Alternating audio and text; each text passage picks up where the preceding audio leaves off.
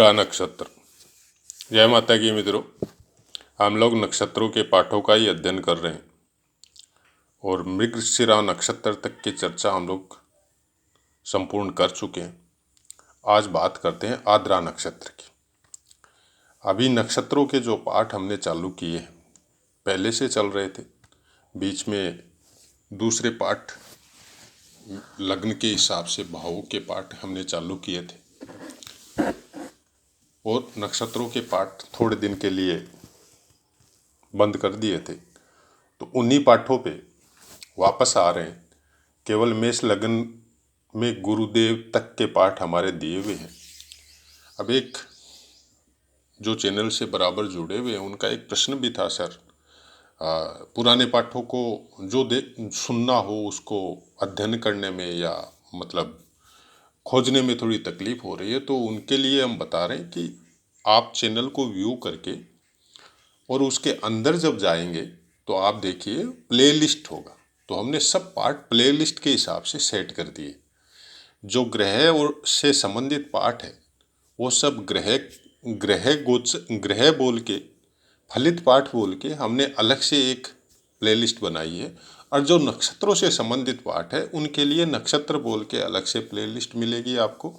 और जो राशि वगैरह के लिए प्राय कर जो बताते हैं, अभी भी जैसे बताया है, इस साल की पूरे साल की राशिफल बताया हमने, तो उसके लिए अलग से प्लेलिस्ट है। वैसे ही मुहूर्त वगैरह के लिए अलग से प्लेलिस्ट है। तो आपको जो भी चीज़ अच्छी लग रही है या जो भी चीज़ आप सुनना चाहते हैं, चाहे ज्ञान के लिए चाहे सीखने के पर्पज से, तो आप उस प्लेलिस्ट को, जिसको आप कंटिन्यू सुनना चाहते हैं, उस प्लेलिस्ट में जाके संपूर्ण वीडियो देख या सुन सकते हैं।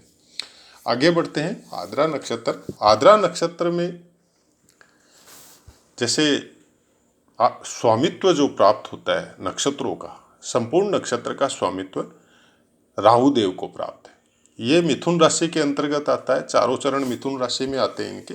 तो मिथुन राशि का स्वामित्व बुध देव को प्राप्त है। तो बुध देव और राहु देव दोनों का ही इफेक्ट इस नक्षत्र में रहता है। और उसके बाद में आप जब इनके नामाक्षर की अगर हम लोग चर्चा करें तो नामाक्षर में को आएगा, घ आएगा, ड़ आएगा, छ आएगा। तो जो भी नक्षत्र पहला, दूसरा, तीसरा, चौथा चरण, वैसे नामाक्षर के विषय में हमारा एक अलग पाठ विस्तार से दिया हुआ है। अभी हम लोग जो चर्चा कर रहे हैं वो नक्षत्रों के विस्तार से पाठों की नहीं कर रहे हैं, क्योंकि विस्तार से पाठ, कैसा व्यापार कौन से नक्षत्र के अंतर्गत आता है, कैसा स्वभाव कौन से नक्षत्र के अंतर्गत आता है, कैसे काम कौन से नक्षत्र के अंतर्गत आते हैं, वो सब विस्तार से पाठ हमारे पहले से दिए हुए। अभी बात कर रहे हैं कि नक्षत्रों के अंदर जब दूसरे ग्रह प्लेस होते हैं, मान लीजिए आपका कोई भी ग्रह आद्रा नक्षत्र में प्लेस है, तो उसके कैसे फल हम लोग कुंडली में देख सकते हैं।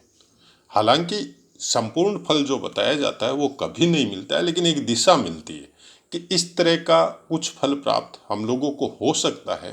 तो बाकी उसके फलों को किस तरह से मिलेगा, वो संपूर्ण कुंडली और संपूर्ण ग्रहों का अध्ययन करने के बाद में ही पता चलेगा कि हम लोगों को कौन से अच्छे फल किस पीरियड में प्राप्त होंगे। उसमें बहुत कुछ योगदान आपका दशा महादशाओं का रहता है।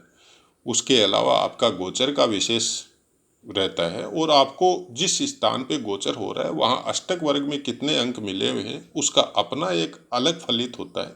सबकी चर्चा करेंगे, लेकिन क्या है कि एक ही दिन में सब चीज़ की चर्चा नहीं हो सकती और सोशल मीडिया में पोस्ट करने का भी अपना एक सीमा है। आप 10, 15, 20 मिनट से बेसी ज़्यादा का वीडियो भी बनाना थोड़ा अच्छा नहीं लगता है। कंटिन्यू आदमी बोल भी नहीं सकता है।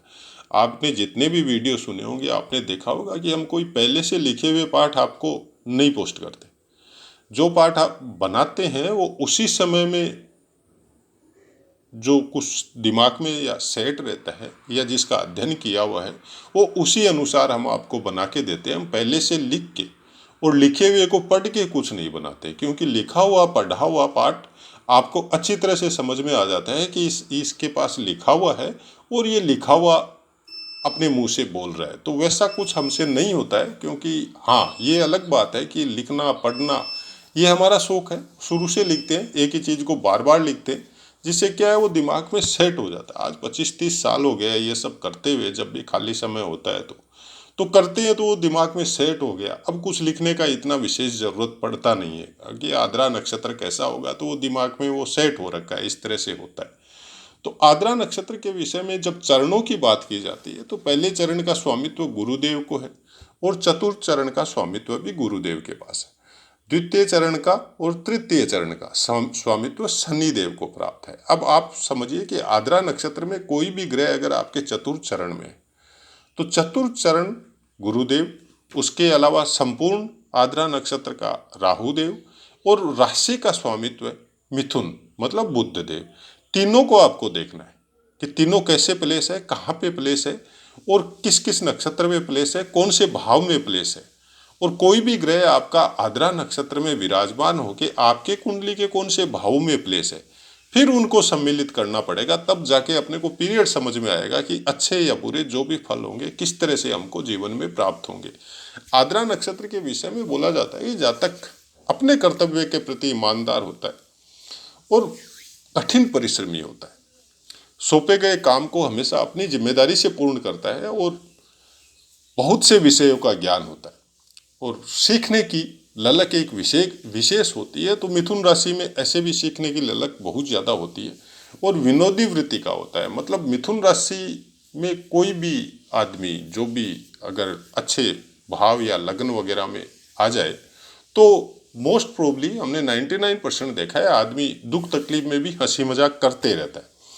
जन्म स्थान से थोड़ा दूर रहने का या जीवन यापन का समय बिताना, जीवन यापन के लिए ऐसे इंसानों को समय बिताना पड़ता है। लेकिन किसी भी चीज में परफेक्ट विद्वान ये नहीं होते, उसके बाद भी हर विषय में बोलने का अधिकार रखते हैं और हर विषय का कुछ न कुछ ज्ञान इन लोगों को होते ही रहता है। जीवन में बहुत सी समस्याओं का सामना करके ही ये लोग ऊपर उठते हैं और युवा से भी कोई विशेष इन लोगों को सुख वगैरह ऐसे कुछ प्राप्त नहीं होता है। ये आद्रा नक्षत्र की विशेषता है। लेकिन आद्रा नक्षत्र में बाकी ग्रह प्लेस होके आपको उन सुखों की प्राप्ति करवाते या नहीं करवाते, उसी यात्रा को हम लोगों ने शुरू कर रखा है। हालांकि अगर आद्रा नक्षत्र आपके 7वें स्थान से कोई संबंधी नहीं है तो विवाह वगैरह में जो तकलीफ वगैरह जो बोली जाती है वो कोई जरूरी नहीं है आपको मिले। अब बात करते हैं फर्स्ट आद्रा नक्षत्र में अगर सूर्य देव आपके प्लेस है तो आपको कैसे फल यहाँ पे प्राप्त हो सकते हैं। अगर सूर्य देव आद्रा नक्षत्र में है तो जातक विद्वान होता है, धनी होता है, गणित में बहुत अच्छा होता है, ज्योतिष शास्त्र में बहुत बड़ा विद्वान हो सकता है, या गणित के विषयों में बहुत बड़ा विद्वान हो सकता है, या कोई डिप्लोमा वगैरह आईआईटी या इंजीनियरिंग क्षेत्र में जाए तो भी उसमें गणित का योगदान कुछ ज़्यादा जिन जिन डिप्लोमा में होता है उसमें बहुत ज़्यादा मतलब दक्ष या पारंगत हो सकता है ऐसा इंसान। अगर दूसरे चरण में अगर सूर्य हो तो जातक का स्वभाव, बोलने का तरीका बड़ा मीठा होता है, विद्वान होता है और परिवार में सबका प्रिय बना देता है आदमी को। तीसरे चरण में होने से कई विषयों का ज्ञाता और कई विषयों में रुचि रखता है और पकड़ भी रखता है।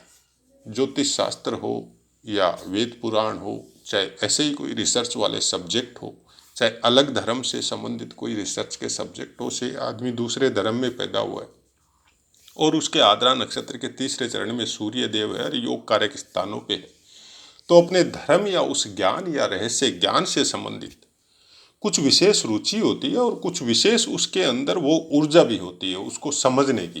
क्योंकि जो भी पुराने ज्ञान है, जो भी पुराने हम लोगों के शास्त्र है, किसी भी धर्म के हो, किसी भी ज्ञान से संबंधित हो, तंत्र मंत्र से संबंधित हो सकते, उसमें क्या है सब चीज़ें सांकेतिक भाषा में और संकेत के हिसाब से ही लिखी गई है। तो उनको समझने में ऐसे इंसानों को बहुत आसानी होती है और बहुत जल्दी वो उसको कैच कर लेते हैं। चौथे चरण में अगर सूर्य हो तो व्यक्ति सज्जन, शास्त्र ज्ञान में निपुण, ज्योतिष शास्त्र में निपुण और व्यक्तित्व बहुत आकर्षक होता है। लेकिन इनको सफलता 40 या 45 वर्ष बाद में बहुत ज़्यादा मिलती है। मतलब जो सफलता इन्होंने 40-45 साल तक अर्जित की है उससे बहुत ज़्यादा ये लोग उस उम्र के बाद में अर्जित करते हैं। अब बात करते हैं कि सूर्य देव आपके चारों चरणों में से किसी भी चरण में प्लेस हो आद्रा नक्षत्र और उसके ऊपर किसी दूसरे ग्रह की दृष्टि हो, तब कैसा फल प्राप्त हो सकता है। सॉरी।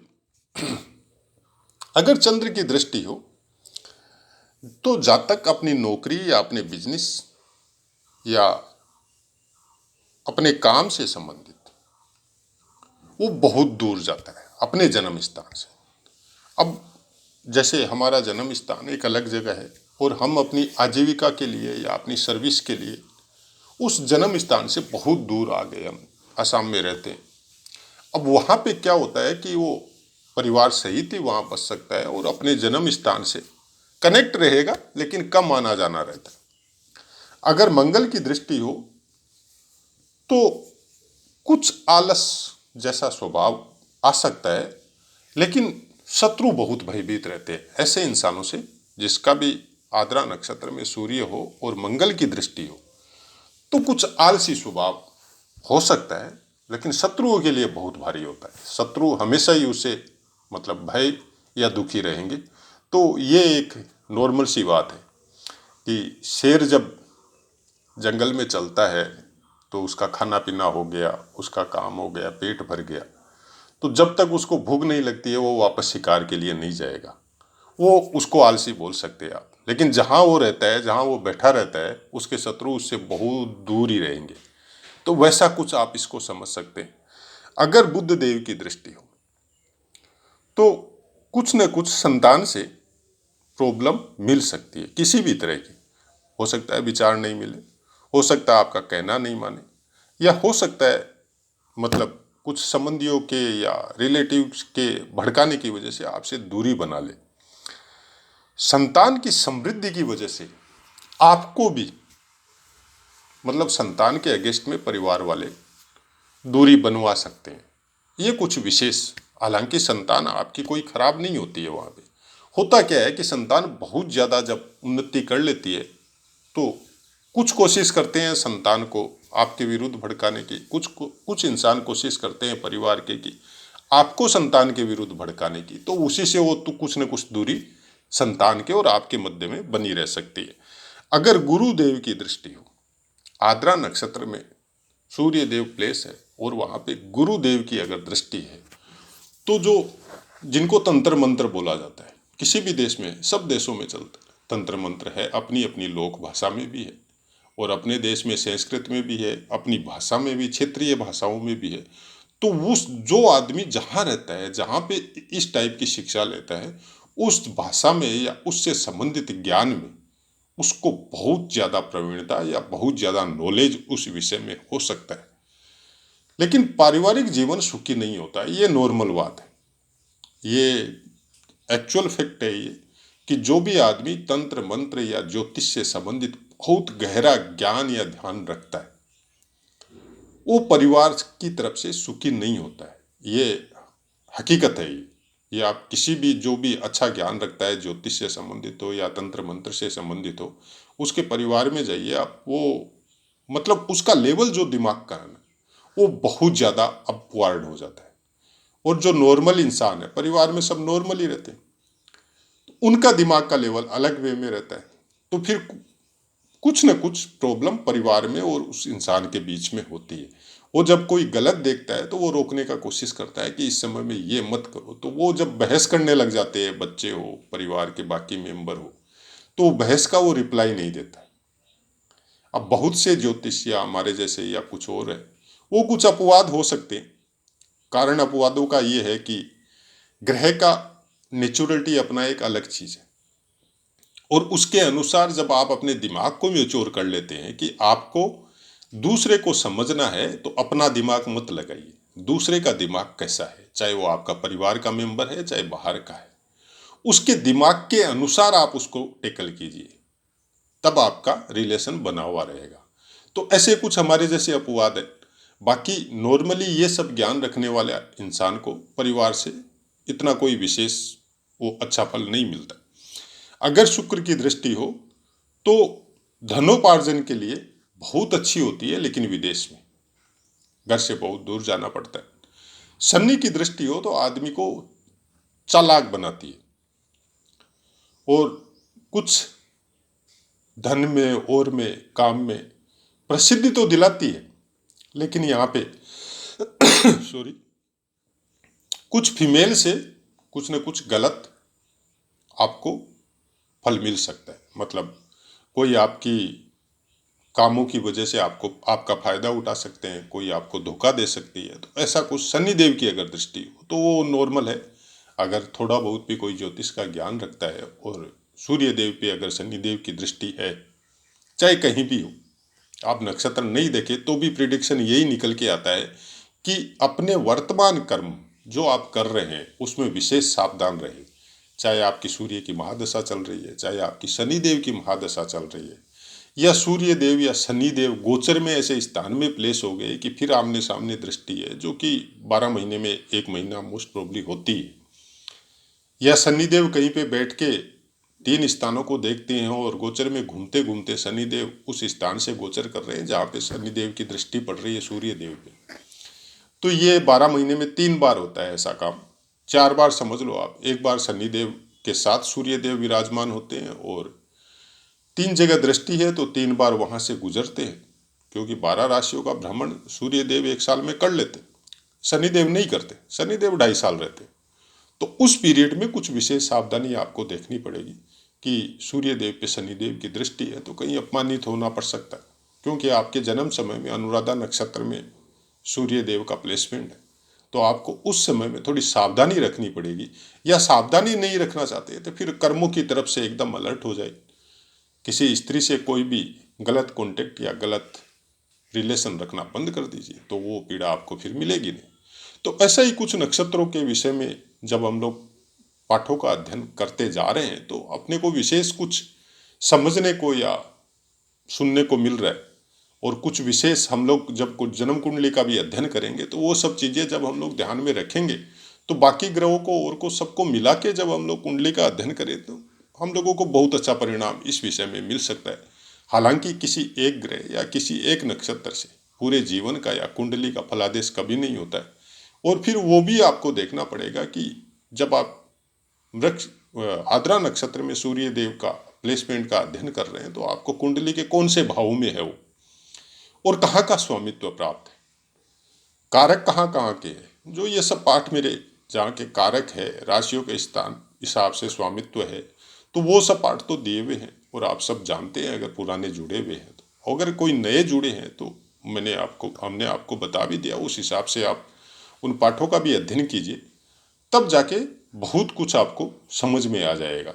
तो अभी अपनी वाणी को विराम देते हैं और आपसे आज्ञा लेते हैं। जय माता की मित्रों।